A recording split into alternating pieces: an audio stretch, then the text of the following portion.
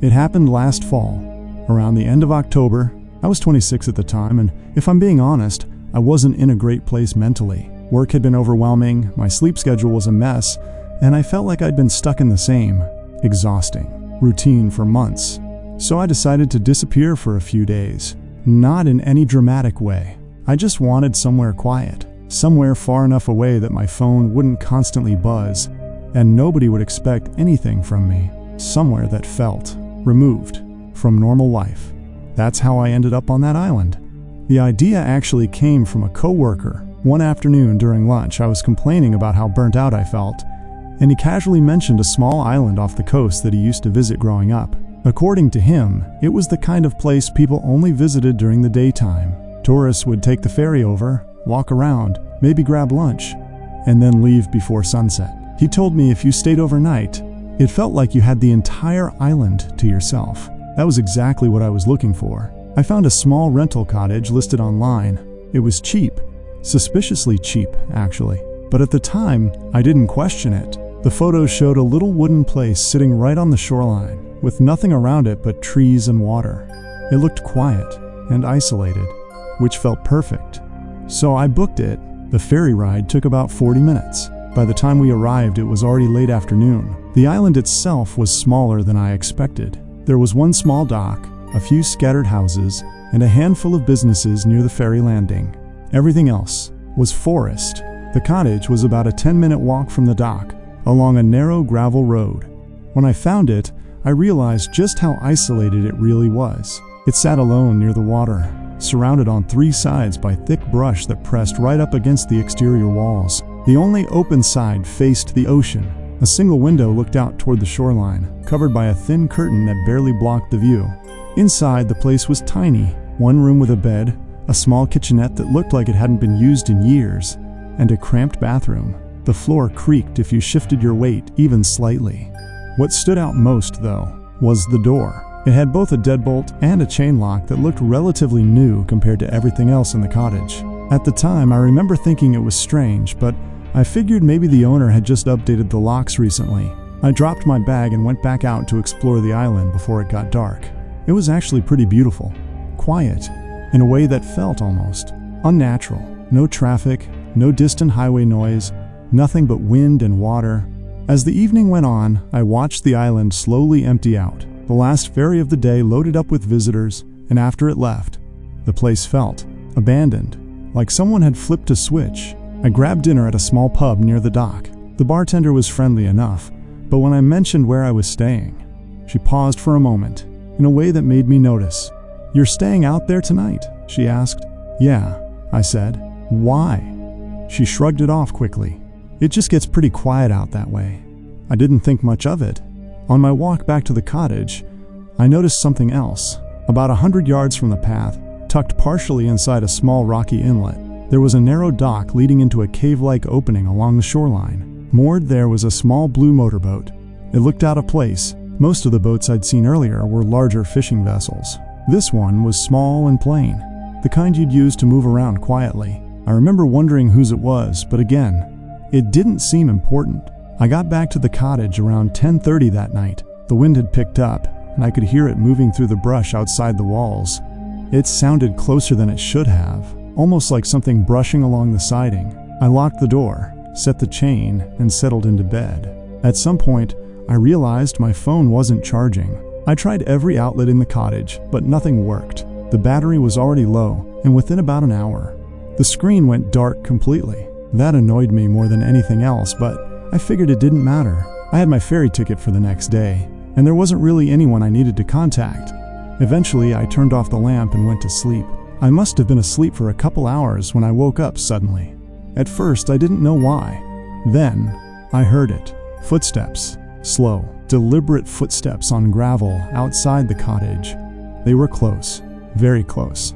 Right near the front door. At first, my brain tried to explain it away. Maybe someone walking past. Maybe someone else is staying nearby. But the steps didn't move away. They stopped. The silence that followed was worse than the sound itself. I stayed completely still, staring up at the ceiling, barely breathing. A few minutes passed. Then, the footsteps started again. This time, there was no doubt about where they were going. They walked straight toward the front door and stopped directly outside it. My heart was pounding so hard, I was convinced whoever was out there could hear it. Then, a beam of light suddenly flashed through the thin curtain over the window. Someone had turned on a flashlight and was shining it inside. The light moved slowly across the room, scanning. I didn't move. I didn't even blink. After a few seconds, the light disappeared. Then, I heard the door handle rattle. The person outside tried turning it once, gently, then again.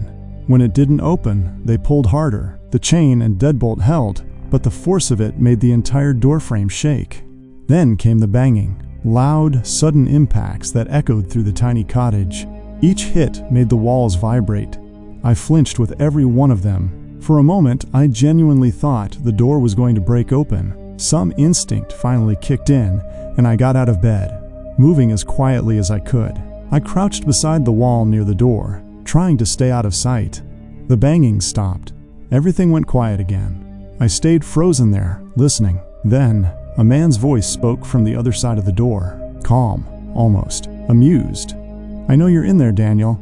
Hearing my name sent a cold rush through my entire body. I had never heard that voice before, not once. The man outside chuckled softly. "You picked a weird place to hide." I didn't respond. I didn't move. After a few seconds, I heard his footsteps slowly walk away from the door. But he didn't leave. He started circling the cottage. I could track his movement with the gravel. First along the bathroom wall, then around the back, where the brush pressed against the siding. He was walking slowly, intentionally, like he was taking his time, like he knew he didn't need to rush. This went on for what felt like forever, maybe 20 minutes, maybe longer. Then eventually, the footsteps faded away toward the shoreline. A minute later, I heard the unmistakable sound of a small outboard motor starting. The engine idled for a moment, then the sound slowly moved farther out across the water until it disappeared completely. I didn't sleep again that night. I stayed sitting on the floor beside the door until the sky started getting lighter outside. As soon as there was enough daylight to see clearly, I opened the door. The gravel told the entire story. Boot prints circled the cottage multiple times. They came from the direction of the shoreline and led straight back toward the small inlet where I'd seen the blue boat earlier. And that's exactly where they ended, right at the edge of the water. I caught the first ferry off the island that morning and never went back. But there's one thing I still can't figure out. Whoever came to that cottage didn't stumble across it. They arrived by boat, late at night, and somehow they knew exactly where I was staying. More than that, they knew my name. To this day, I have no idea how, and every once in a while I still wonder about something else. If the locks on that cottage door looked new, maybe they weren't installed to keep people out. Maybe they were installed because someone else had been there before me.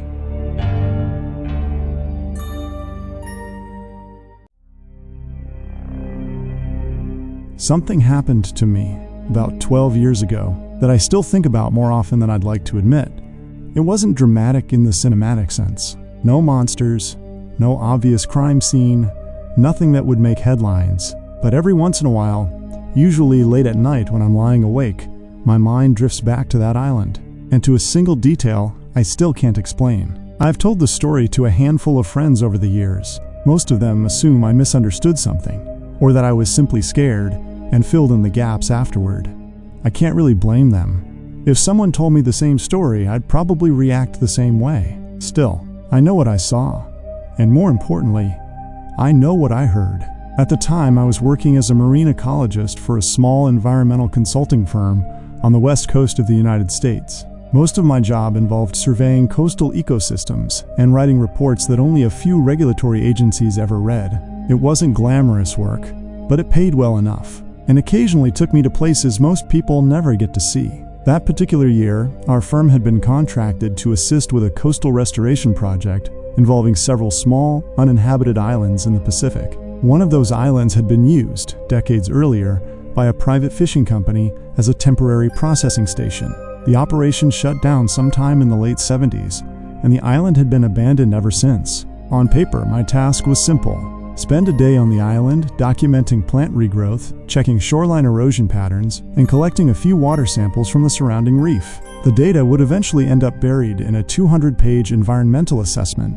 The only complication was that the island technically fell within a restricted maritime zone. You couldn't just charter a boat and go there. Our firm had to arrange access through a regional fisheries office, which meant I would be accompanied by a local marine officer during the visit. His name was Aaron. I met him early that morning at a small harbor town about 2 hours north of this city. Aaron was probably in his mid-40s, quiet and efficient in the way someone gets after spending years doing the same job. He looked over my equipment, checked the paperwork, and then we loaded everything onto a narrow aluminum patrol boat. The ride out to the island took about 40 minutes. For most of that time, Aaron didn't say much. The ocean was calm, and the weather was almost unusually clear for that part of the coast. About halfway there, the island came into view. At first, it looked unimpressive, just a dark green shape rising out of the water. But as we got closer, I started noticing the remnants of the old fishing station. There were several low concrete structures along the shoreline, partially collapsed docks, and what looked like the rusted skeleton of a storage crane. Leaning toward the water, Aaron slowed the boat as we approached a narrow inlet where the old dock used to be. Only a few concrete pillars remained above the surface. He cut the engine and let the boat drift close enough that we could tie off to one of them. Before we unloaded anything, he gave me a quick rundown of the rules. Stay within the central part of the island. Avoid the cliffs on the northern side because the rock face was unstable. Don't go inside any of the old buildings if the floors look compromised. And most importantly, he said, try not to wander too far out of sight. That last part sounded more like a suggestion than a rule, but he repeated it a second time. I assumed he was just being cautious. Old structures and remote islands can be unpredictable, and the last thing anyone wants is an accident in a place that takes 40 minutes to reach by boat. The island itself was surprisingly dense with vegetation. After decades without human activity, the forest had reclaimed most of the interior. Tall coastal pines and thick shrubs had grown up around the old concrete foundations, leaving only narrow paths where workers must have walked years earlier. For the first hour or so, everything went exactly the way I expected. I took shoreline measurements, photographed sections of coral growth, and logged coordinates for several patches of invasive plant species that had started spreading inland. Aaron stayed near the shoreline most of the time, occasionally checking his radio. Eventually, I worked my way toward the remains of the processing station. It consisted of 3 long concrete buildings arranged in a rough U-shape.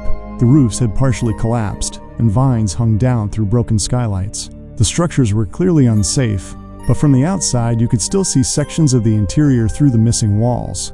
That's when I noticed the first odd thing. The ground around the buildings was covered in a thin layer of gray dust and sand blown in from the beach. Nothing unusual about that, but cutting through that dust were several narrow trails where the surface had been disturbed. At first I assumed it was animals. Seabirds nested on islands like this all the time, and sometimes feral goats or pigs ended up stranded in places you wouldn't expect. But the patterns weren't quite right. They were too straight, almost like someone had been walking the same routes repeatedly. I crouched down to get a better look. The marks weren't fresh, but they also weren't completely faded. Something had passed through there enough times to keep the dust from settling evenly. I stood there for a moment, debating whether to mention it to Aaron. In the end, curiosity got the better of me, and I followed one of the trails toward the nearest building. The doorway was missing its door entirely. Inside, the light filtered through broken roof panels, illuminating rows of rusted metal tables that had once been used to process fish. The smell inside the structure hit me immediately. It wasn't the usual musty odor you'd expect from an abandoned building near the ocean. It was sharper, almost chemical, mixed with something faintly organic that I couldn't quite identify. I walked a little farther in, mostly out of curiosity. That's when I noticed something that made me stop. Against the far wall was a stack of plastic containers, not old crates from the fishing operation.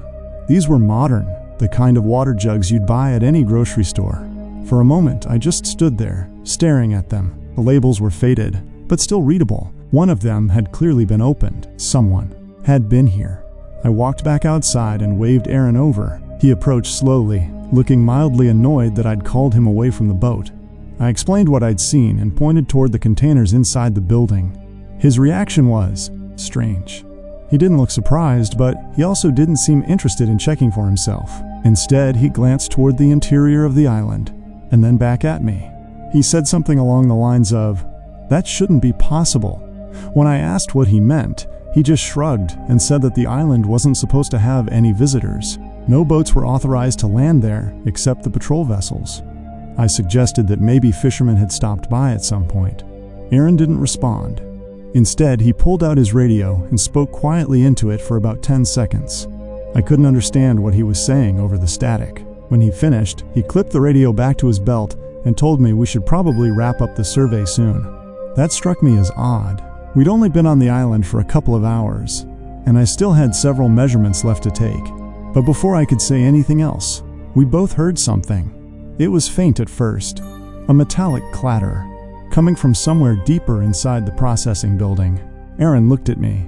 I looked back at the open doorway. The sound came again, louder this time. Something moving inside. Aaron stepped forward like he was about to investigate, then stopped. He listened for a few seconds and then quietly said, "Let's go back to the boat." His tone had changed. It was calm, but there was a firmness to it that hadn't been there earlier. I asked if we should at least check what made the noise. He shook his head. That's when another sound came from inside the building. Footsteps. Not a single set either. 2, maybe 3. They were moving slowly across the concrete floor. I remember feeling a sudden wave of adrenaline hit me, not because I thought we were in immediate danger, but because the situation suddenly didn't make sense. No boats had arrived. We would have seen them. Aaron must have been thinking the same thing, because he grabbed my arm and pulled me away from the doorway. We started walking quickly toward the shoreline. Behind us, the footsteps continued. For a few seconds, I thought whoever was inside might come out and explain everything. Maybe it was another survey team or someone authorized to be there, but no one appeared. Instead, the sounds followed us through the building, always just out of sight. By the time we reached the edge of the beach, we were both moving at a near jog. Aaron untied the boat with shaking hands and motioned for me to get in. I looked back toward the buildings one last time. The doorway we'd been standing near was still empty, but I could hear movement inside.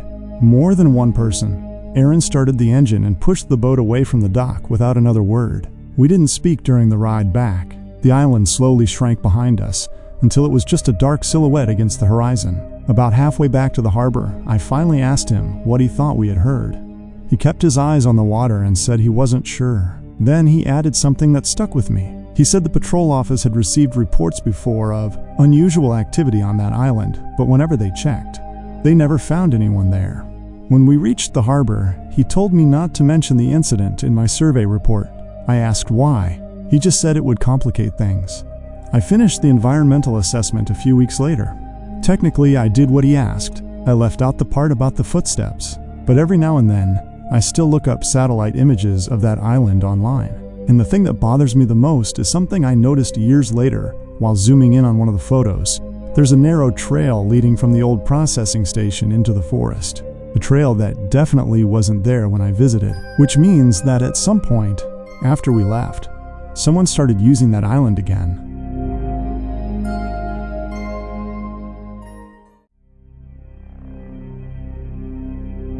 This happened a little over 10 years ago, and it's still the one memory I have that I can't neatly file away with a logical explanation. I've replayed that night in my head more times than I can count. Every detail, every sound, every moment where I could have misunderstood something. And every time I get to the same part of the story, the same question pops up. If my friend never left my side that night, then who? Was calling my name from the trees? Back then, I was in my early 20s, living in Washington State and working part-time while finishing my last year of community college. I wasn't studying anything exciting, just general studies while trying to figure out what I actually wanted to do with my life. But I did have one hobby I was pretty obsessed with at the time: exploring abandoned places. Not in the reckless, break into buildings and wreck stuff kind of way. I was more interested in the history of the places. Old logging towns, forgotten roads, structures that had been left behind when industries collapsed. The Pacific Northwest is full of places like that. One area I had been reading about for months was a small, forested island in Puget Sound. It used to have a small logging camp on it back in the early 1900s, a handful of cabins, a dock, and a supply shed.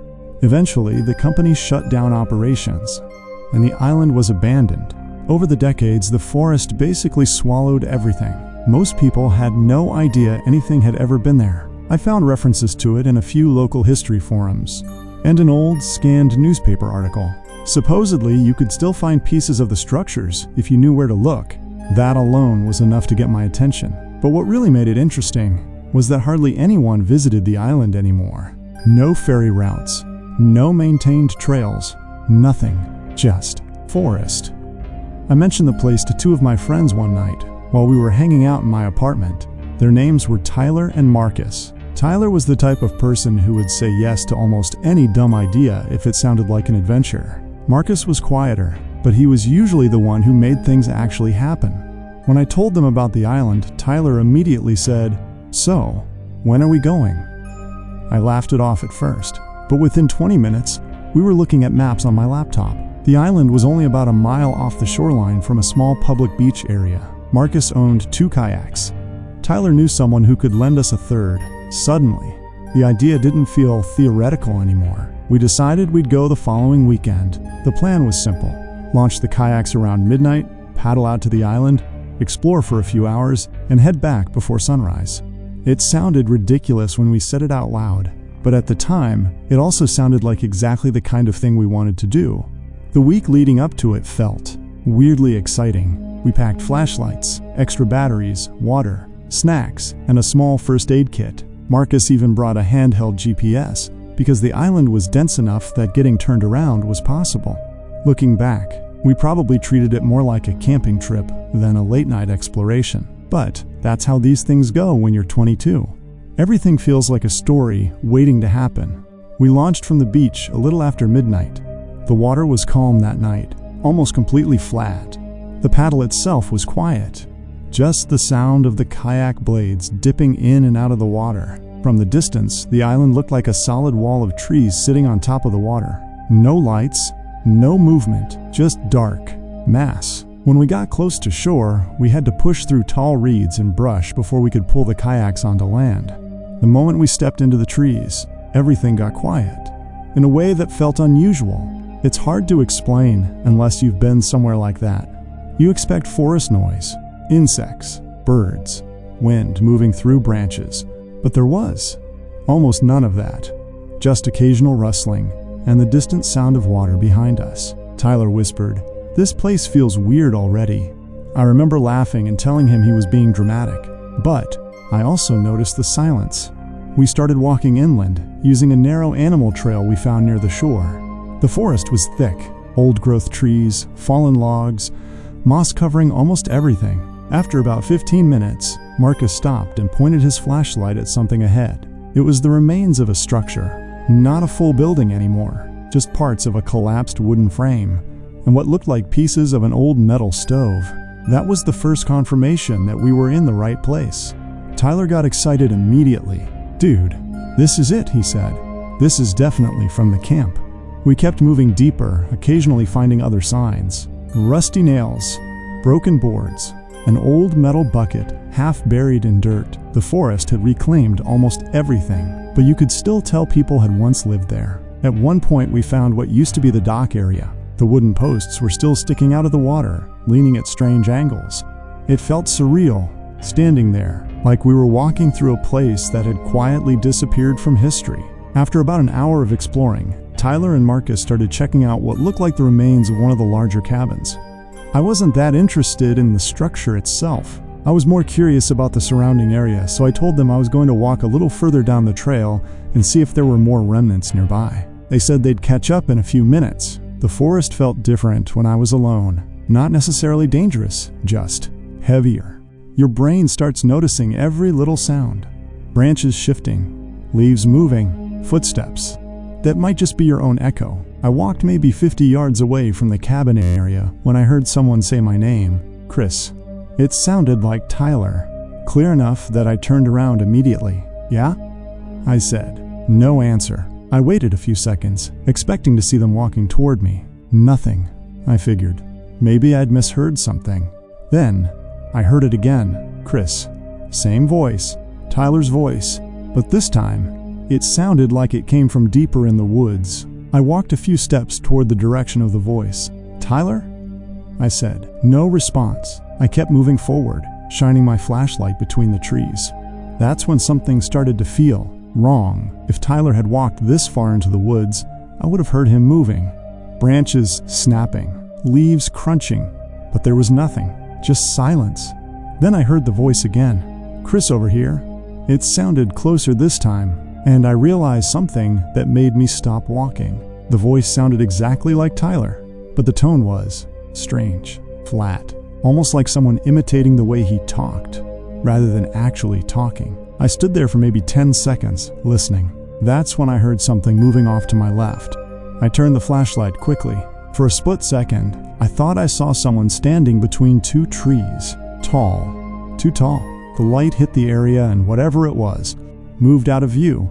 My brain tried to convince me it was just shadow shifting, but the feeling that something had been standing there didn't go away. That was the moment I decided I didn't want to be alone in the forest anymore. I turned around and started walking back toward the cabin area. Halfway there, I heard the voice again. Behind me, Chris. Same voice, Tyler's voice, except Tyler should have been in the opposite direction. I didn't stop walking that time. I started moving faster. By the time I reached the cabin ruins, I was practically jogging. Marcus and Tyler were exactly where I had left them. Marcus was inspecting part of the old stove. Tyler was sitting on a fallen beam. Tyler looked up and said, "Why are you running?" I asked them a simple question. "Did either of you just come looking for me?" They both shook their heads. "No," Marcus said. Tyler laughed. "Why would we?" I told them what I'd heard. The voice calling my name. The direction it came from. The figure I thought I saw.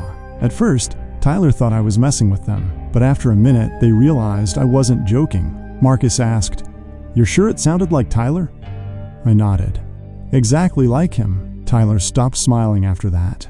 We all stood there quietly for a moment. That's when we heard it. A voice. From somewhere deeper in the forest. It said my name again, Chris. Same voice, same tone. But this time, all three of us heard it. Tyler's face changed immediately.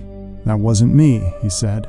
None of us spoke after that, because we all heard something moving through the trees right after the voice. Not running, walking, slowly, like someone, circling. We didn't discuss it. We just started heading back toward the shore. Fast, not quite running, but close. Every few seconds, one of us would turn around and shine a flashlight behind us. Nothing. No person. No animal. Just trees.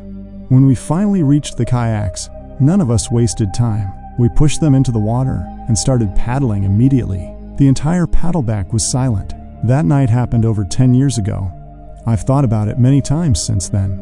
There are logical explanations. Maybe someone else was on the island. Maybe someone heard us talking and decided to mess with us. Maybe my brain filled in details that weren't actually there. But there's one part one still can't make sense of. If someone was imitating Tyler's voice, they would have had to hear him speak first. And Tyler hadn't said my name once the entire time we were on that island. So whoever called out to me somehow knew it already. And that's the part that still doesn't sit right with me.